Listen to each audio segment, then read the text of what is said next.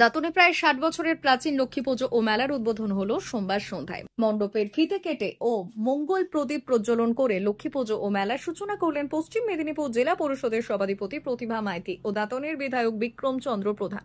প্রায় ৬০ বছর ধরে দাঁতনের পালচন্দ্রপুরে গ্রামবাসী বৃন্দের সহযোগিতায় হয়ে আসছে লক্ষ্মী পুজো ও গ্রামীণ মেলা। এদিন আনুষ্ঠানিকভাবে সেই মেলা ও পুজোর উদ্বোধন করা হয়। অনুষ্ঠান মঞ্চ থেকে প্রায় শতাধিক মানুষের হাতে তুলে দেওয়া হয় নতুন বস্ত্র।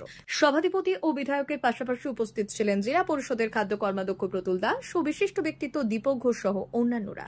আগামী ৭ দিন ধরে চলবে এই মেলা। প্রতিদিন সন্ধ্যায় এই মেলার অনুষ্ঠান মঞ্চে থাকছে নানান ধরনের সাংস্কৃতিক ও মনোজ্ঞ অনুষ্ঠান। মাননীয় ঝাড়েশ্বর দাস মহোদয় বরণ করে নিচ্ছেন মাননীয় ঝাড়েশ্বর দাস মহোদয়। এবারে মাননীয় লক্ষ্মীবাসকে পরেই রয়েছে আমাদের মনোজ্ঞ সাংস্কৃতিক অনুষ্ঠান। কচিকা যাদের ওনাদের হাতে বস্ত্র তুলে দিতে জোরে হাততালি, জোরে হাততালি। আগে ছিল 2-1 দিনের পুজো, এখন হয়েছে 7 দিনের পুজো।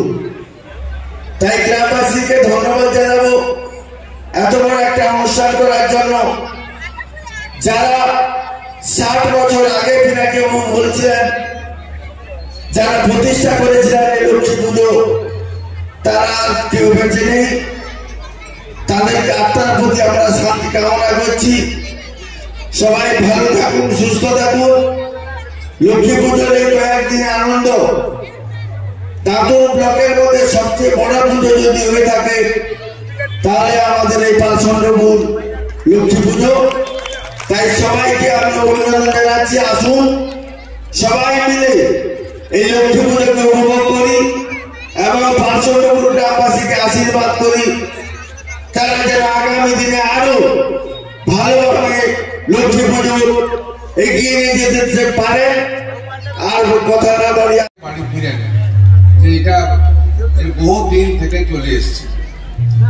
আজকে আমরা যখন এখানে দাঁড়িয়ে আজকে কোজাগরী লক্ষ্মী দেবীর তার পুজো অর্চনায় আমরা মেতে উঠেছি, ঠিক তেমনি প্রাকৃতিক বিপর্যয়ে আজকে বাংলার উত্তরবঙ্গ, আজকে পাহাড় দার্জিলিং থেকে শুরু করে মিরিক থেকে শুরু করে আজকে বিভিন্ন এলাকা নাগরাকাটা থেকে শুরু করে যেভাবে প্রাকৃতিক বিপর্যয়ে পাহাড়ের ধস এবং হড়কা মানে আজকে বহু মানুষের প্রাণ দিয়েছে, বহু ঘরবাড়ি একদম নিশ্চিহ্ন হয়ে গেছে। মাননীয় মুখ্যমন্ত্রী সেখানে দাঁড়িয়ে থেকে সেই ত্রাণ কার্য দেখাশোনা করছেন এবং অত্যাচারিত মানুষ, যারা বিপদগ্রস্ত মানুষ, তাদের পাশে থেকে পরিষেবা দেওয়ার চেষ্টা করছেন। সারা বাংলার সরকার, আজকে প্রশাসন সেখানে দাঁড়িয়ে থেকে তারা করছেন। সেই এলাকার মানুষ কিন্তু আজকে এই ধনদেবীর আরাধনায় তারা করতে পারেননি। তাই যারা প্রাণ হারিয়েছেন এই প্রাকৃতিক বিপর্যয়ে, আমরা পালচন্দ্রপুর সার্বজনীন লক্ষ্মী পূজা, যেটা ধনদেবীর আরাধনা মঞ্চ, উদ্বোধনী মঞ্চ থেকে তাদের আত্মা আমরা শান্তি কামনা করছি। সেই এলাকার আজকের মানুষের যাতে দুঃখ দুর্দশা দূর হয়, আজকে এখান থেকে আমরা মায়ের কাছে আমরা প্রার্থনা করছি, মা গো তুমি তাদের লক্ষ্য করো, তারা তোমার আরাধনা থেকে বঞ্চিত হয়েছে। আমরা কিন্তু শুরু হয় গণেশ বন্দনা দিয়ে। এখনো প্রতিটি পুজো করতে গেলে প্রথমেই কিন্তু আমরা গণেশের বন্দনা করি। সেখানে বলি এক উদন্ত মহাকায় লম্বোদর গজাননম বিঘ্ন বিনাশকং দেহম হ্রেষং প্রণমাম্যহম। আমি গণেশের আমরা বন্দনা করে পুজো শুরু করি। তারপর হয়েছে আমাদের বিশ্বকর্মা দেবের পুজো আরাধনা।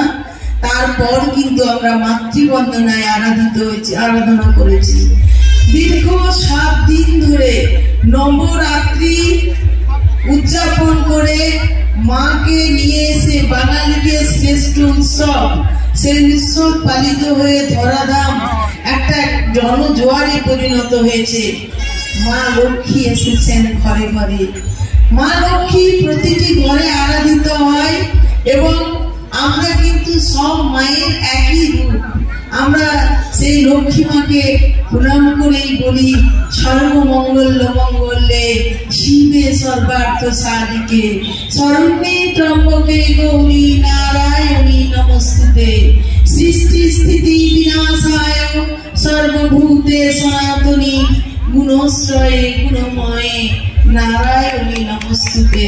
আমরা সব মায়ের কাছে করজোড়ে পুষ্পাঞ্জলি নিবেদন করি। এটা 60 নম্বর বছরে পড়েছে, কিন্তু আমরা মোটামুটি আমাদের এই প্রজন্ম আমরা 2 বছর ধরে করছি।